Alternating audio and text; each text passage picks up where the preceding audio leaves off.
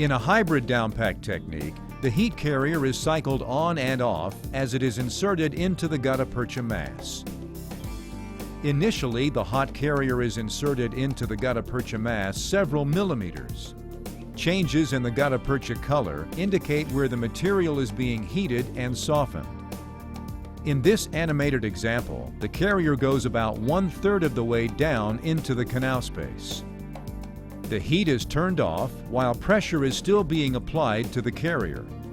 This forces gutta percha and sealer into canal irregularities in the coronal portion of the canal space. This cooling period pressure lasts about 5 seconds. The heat is then reapplied to the carrier and the instrument is forced several millimeters deeper into the canal space. The thermo-softening action combined with the downward pressure forces filling materials into lateral canals and other anastomoses in the mid-root region.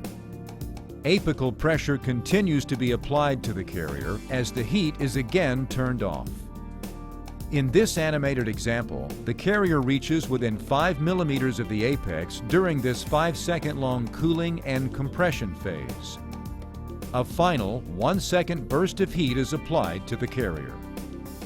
A second later, as the instrument cools, it is rocked side to side to separate the gutta percha into 2 segments, one apical to the tip of the carrier and one coronal to the carrier tip.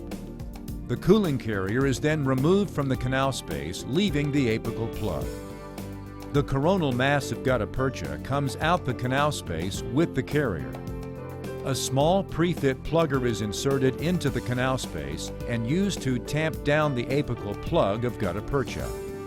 The plugger is removed in the final step of the hybrid technique, leaving the apical plug and the remaining space ready for backfilling.